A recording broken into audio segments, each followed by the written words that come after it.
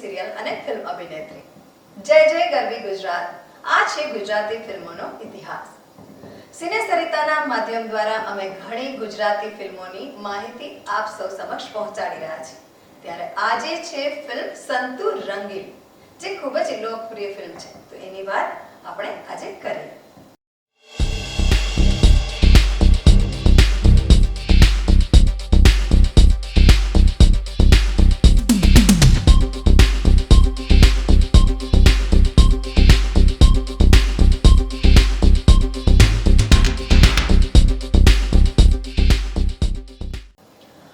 નડિયાદના વતની અને હિન્દી ફિલ્મ ક્ષેત્રે જાણીતા નિર્માતા અને વિતરક ઇબ્રાહીમભાઈ નડિયાદવાલાને પણ ગુજરાતી ફિલ્મ નિર્માણ કરવાનો વિચાર આવ્યો અને તેમણે અલગ જ પ્રકારની સંતુ રંગીલીનું નિર્માણ શરૂ કર્યું. આ ફિલ્મ જ્યોર્જ બર્નાર્ડ શોના વિખ્યાત નાટક પિગ્મેલિયન પરથી માય ફેર લેડી ફિલ્મ બની હતી અને તેના ઉપરથી સંતુ રંગીલી નામનું નાટક પણ મધુરાય દ્વારા રૂપાંતરિત થયું હતું, જેને અનહદ સફળતા મળી હતી. અને આ જ કથા ઉપરથી નવકેતનના બેનરમાં દેવાનંદે મનપસંદ નામની 1980માં ફિલ્મ પણ બનાવી હતી, જેમાં પ્રોફેસર સનાતનની ભૂમિકા દેવાનંદે નિભાવી હતી અને ગુજરાતી ફિલ્મમાં ઉપેન્દ્ર ત્રિવેદીએ પ્રોફેસરની ભૂમિકા નિભાવી હતી. સાથે હિન્દી ફિલ્મ જગતની અભિનેત્રી અરુણા ઈરાની અભિનેત્રી તરીકે પણ હતી. આ ફિલ્મ નિર્માણની પાછળ પણ એક રસપ્રદ ઘટના છે. ઇબ્રાહીમભાઈ લક્ષ્મી સ્ટુડિયોમાં શૂટિંગ માટે તારીખ નક્કી કરવા ગયા, પણ તારીખ જલ્દી મળી શકે તેમ નહોતી.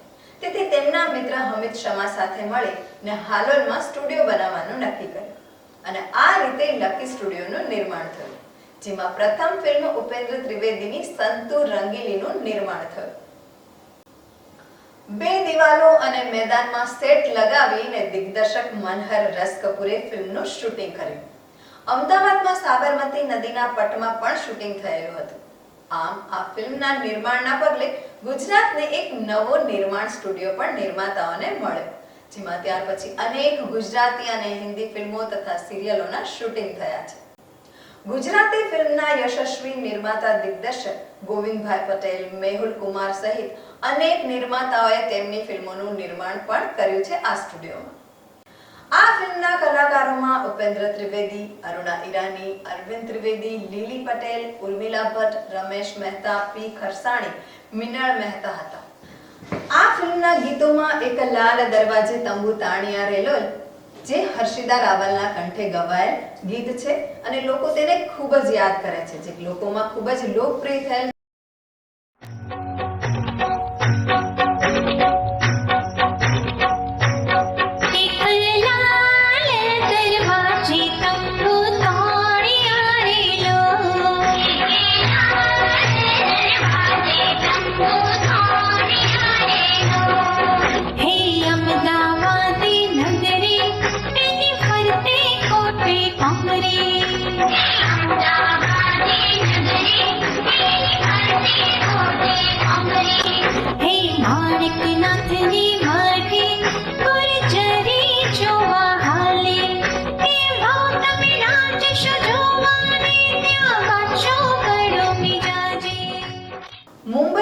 બહુ કમાણી જેવા લોકપ્રિય ગીતો આજે પણ લોકોને યાદ છે, જે કિશોર કુમારે ગાયેલું હતું અને આ ફિલ્મનું સંગીત અવિનાશ વ્યાસનું હતું.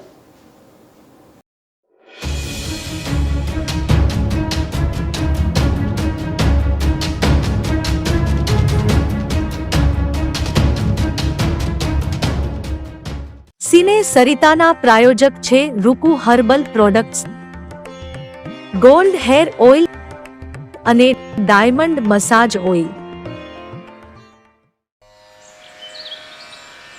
સવારની લહેજત, ગરમાગરમ ચા અને વ્રજકિશન ભૂમિ અખબાર. વ્રજકિશન ભૂમિ, સિને સરિતાના મીડિયા પાર્ટનર. તો મિત્રો, આ હતી ફિલ્મ સંતુ રંગીલીની વાત. આવી જ રસપ્રદ માહિતી અને અવનવી ફિલ્મોની અવનવી વાતો જાણવા માટે આપ સૌ જોડાયેલા રહો સિને સરિતા ચેનલ પર. અને આપ સૌને આ માહિતી ખૂબ જ પસંદ આવતી હોય તો આપ ખાસ આ ચેનલને લાઈક કરો, શેર કરો અને સબસ્ક્રાઇબ કરો. તો મિત્રો, આ સંતુ રંગીલીની વાત સાંભળી હવે આપણે નવા જ એપિસોડમાં મળીશું નવા જ ફિલ્મની નવી જ માહિતી સાથે. ત્યાં સુધી અમને રજા આપો. નમસ્કાર. જય જય ગરવી ગુજરાત. આ છે ગુજરાતી ફિલ્મોનો ઇતિહાસ.